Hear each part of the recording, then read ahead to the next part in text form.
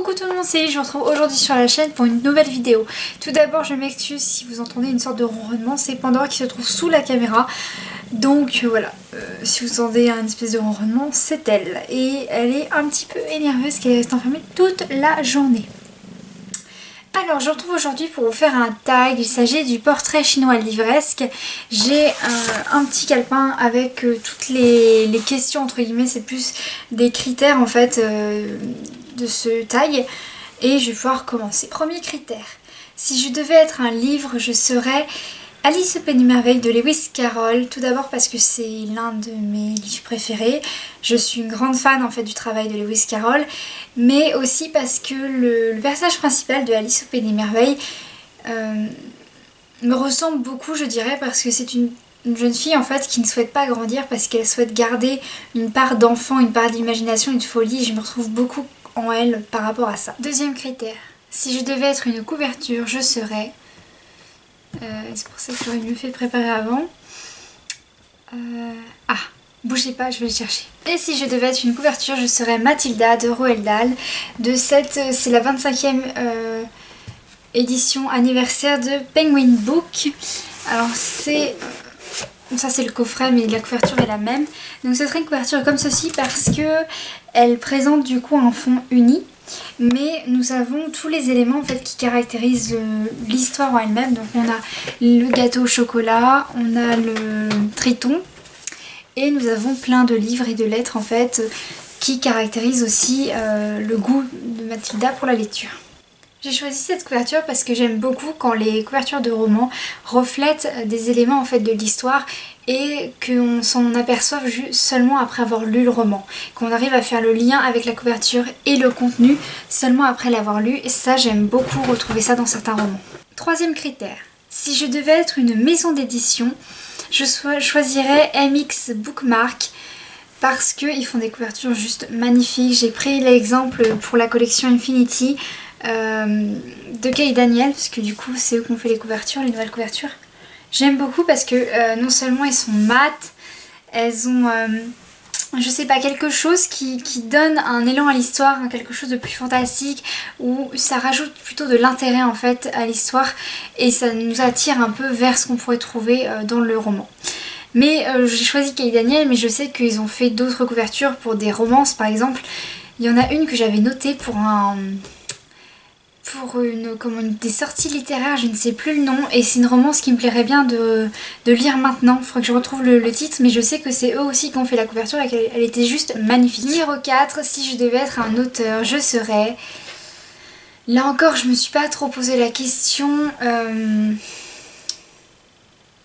Je pense que je choisirais Jim C. Hein parce que j'ai eu l'occasion de le rencontrer et que l'un de ses romans, enfin le premier tome de sa trilogie est un gros coup de cœur pour moi. Donc je choisirais Jim C. Hein parce que lorsque je l'ai rencontré, il y a eu vraiment ce côté, on reconnaissait notre passion pour la lecture et l'écriture et pour les romans quand on s'est parlé en fait. Il y avait vraiment cette connexion en disant bon ok toi aussi t'es un fan de romans, on s'est compris. Et j'ai bien aimé en fait avoir cette connexion avec l'auteur, faire ce lien tout de suite. Et c'est pour ça que je choisirais cet auteur-là. Cinquième critère, si je devais être une auteure. Si je devais être une auteure, je choisirais Cornelia Funke parce que ça a été l'auteur qui m'a fait découvrir en fait la passion pour la lecture à travers sa trilogie de Cœur d'encre, donc c'est pour ça que je choisirais. Numéro 6, un best-seller. Si je devais être un best-seller, je serais... Je pense qu'on peut dire que Harry Potter c'est un best-seller, parce que je n'ai pas regardé vraiment pour vous. Là je fais vraiment ce tag un peu à l'arrache. Je souhaite pas préparer mes tags parce que du coup j'ai vraiment le temps où je me pose face à vous pour vraiment y réfléchir. J'espère qu'Harry Potter c'est un best-seller parce que du coup je choisirais le premier tome. Mais du coup voilà, je serais Harry Potter parce que pour moi ça me rappelle tout le temps la magie de l'enfance, la magie de Noël et... Voilà, c'est pour ça que je choisirais. Puis c'est maintenant Harry Potter, voilà, c'est quelque chose d'assez iconique en fait. C'est une passion que beaucoup ont. Je ne l'ai pas encore eu, mais voilà, je choisirais le premier tome d'Harry Potter comme best-seller. Numéro 7, un personnage féminin. Si je devais être un personnage féminin, je serais probablement...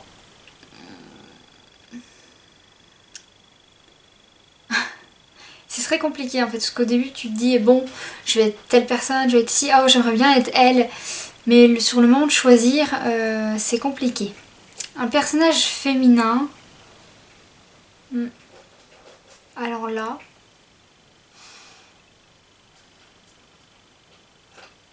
je pense que je choisirais Luna Lovegood dans Harry Potter parce qu'elle est un peu barrée, elle est dans son monde, tout ça, elle fait ce qu'elle veut, donc je pense que c'est pour ça que je choisirais Luna Lovegood.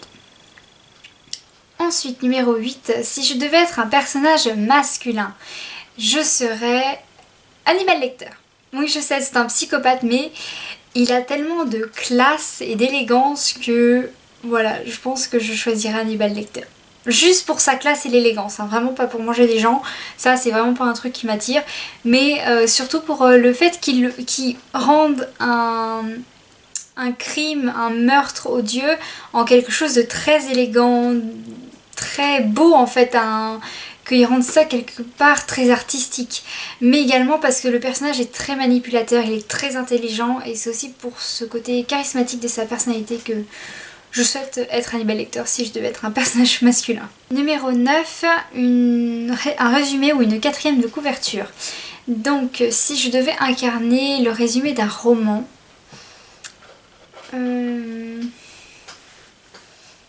j'en ai aucune idée. Vraiment là je ne sais pas du tout. Y en a certains qui m'ont plu, mais là, de tête, je ne sais pas. Honnêtement, y a celui de Mathilda qui me plaît bien, mais c'est uniquement parce que celui de l'édition, c'est une citation. C'est Mathilda aime les livres plus que tout au monde, et celui-ci est sur elle. Voilà, c'était une traduction rapide parce que du coup c'était marqué en anglais. Du coup ce serait pour une quatrième de couverture comme ceci que je m'identifierais. C'était pas du tout français. Mais sinon peut-être que je choisirais la quatrième de couverture. Je sais pas du tout, j'ai ma bibliothèque en face de moi mais je ne sais pas.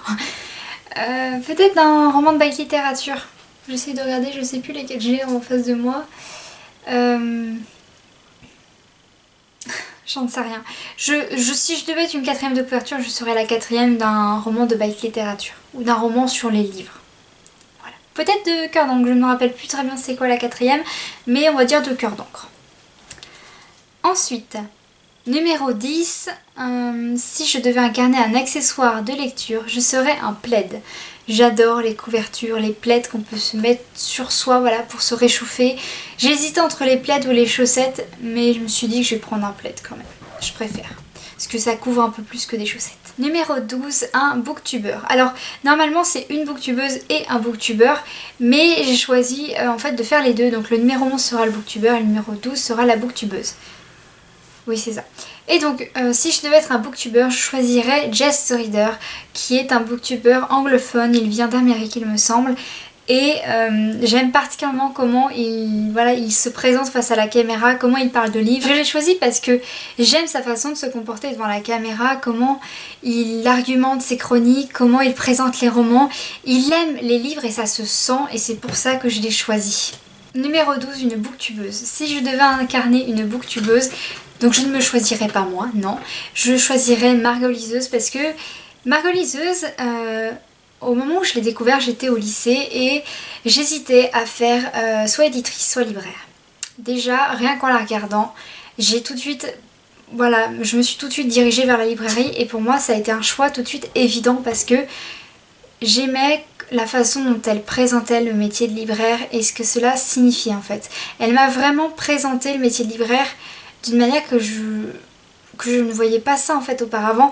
Je ne me voyais pas vendre des livres en fait. Et je pensais que ça se résumait à ça, le métier de libraire au lycée. Et c'est vrai que du coup elle me l'a présenté d'une autre façon et ça m'a tout de suite plu.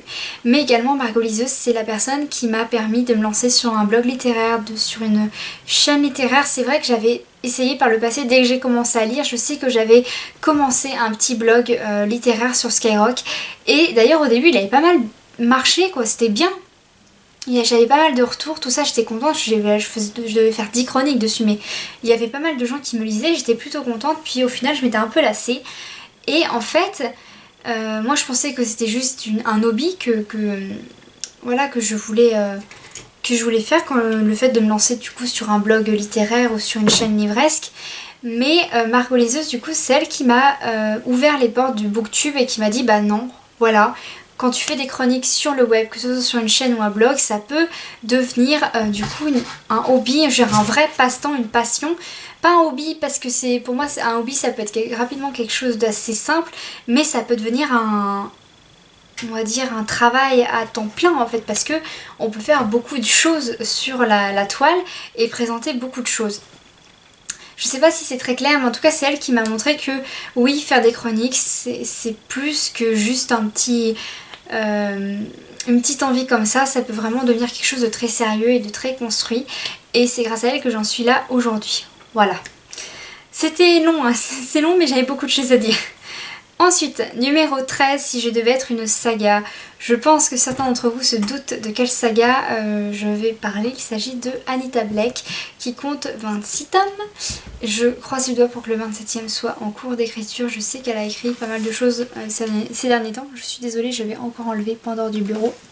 Pousse-toi, Mimi. Voilà. Mais je choisirai évidemment Anita Blake parce que c'est une grande saga. Et c'est la première grosse saga que j'ai lu. Évidemment que je choisirais Anita Blake, c'est la première grosse saga que j'ai suivie, que j'ai lue, que j'ai d'ailleurs pu suivre en fait en cours, parce que depuis que je l'ai commencé, il y a peut-être, je vais peut-être dire des bêtises, mais je crois que quand je l'ai commencé, on était qu'au tome 20, donc il y a au moins 6 tomes qui sont sortis entre temps. Et je suis contente parce que c'est la première saga où je m'aperçois de la maturité du personnage qui évolue, de sa personnalité qui va grandir et de la manière dont elle change. Arrête! Donc c'est pour ça que je vais choisir cette saga-là pour ce numéro 13. Et ensuite, dernier numéro, en 14e position, si je devais être un classique de la littérature, je choisirais... je pense que je choisirais... Les contes, ça, je pense pas que ça rentre en considération pour ce tag, mais je pense que j'aurais choisi un conte de fées si ça rentrait comme classique de la littérature. Mais je vais essayer quand même de choisir un classique de notre littérature à nous, ou de la littérature anglophone, quoique. Je vais pas bien sûr choisir à nouveau Alice au Pays Merveilleux, parce que c'est vrai que j'aurais pu le prendre, mais je vais essayer de trouver autre chose que je pourrais incarner. Je pense que je choisirais Dracula de Bram Stoker parce que c'est un classique de la littérature, mais en même temps c'est le tout premier vrai roman que j'ai pu lire. Donc évidemment ce n'était pas le Dracula de Bram Stoker intégral, c'était la version abrégée. Mais c'est quand même le premier roman que j'ai lu et ça m'a marqué, je sais pas. De commencer par un roman, déjà s'il avait été intégral ça aurait été vraiment un exploit. Mais de commencer par un roman qui n'est pas évident, je m'en suis rendu compte plus tard parce qu'évidemment je n'avais pas tout compris à ma lecture, ce qui est tout à fait normal. Mais ce roman, ce classique, ça m'a vraiment lancé dans la découverte du fantastique, dans, on va dire, ça m'a permis de prendre goût, plutôt ça, on va plutôt partir comme sur cette phrase-là. Ça m'a permis vraiment de prendre goût, vous savez, aux littératures assez sombres, aux atmosphères oppressantes, pas malsaines, mais vraiment d'avoir un univers littéraire qui évolue surtout dans quelque chose de très sombre, très mystérieux, avec des créatures cachées. Vous voyez bien, la black littérature, c'est l'un de mes sous-genres préférés, c'est mon sous-genre de prédilection, on peut le dire. Mais voilà, tout tourne autour du fantastique, de la dark fantasy. Vraiment, c'est ce classique-là que je choisirais parce que c'est lui qui a vraiment dicté mon avenir de lectrice, si on peut dire ça comme ça. Ce tag est maintenant terminé, j'espère qu'il vous aura plu. J'ai bien aimé en faire un, même si c'est vrai qu'il faudrait que je les prépare quand même un minimum, mes tags. Mais enfin bon, voilà, cette vidéo est maintenant terminée. Je vous retrouve lundi pour vous sortir du coup le vlog de cette semaine qui n'est toujours pas terminé parce que nous sommes que mercredi et j'ai encore beaucoup de choses à vous tourner. Je vous dis à bientôt et vous souhaite une très bonne lecture.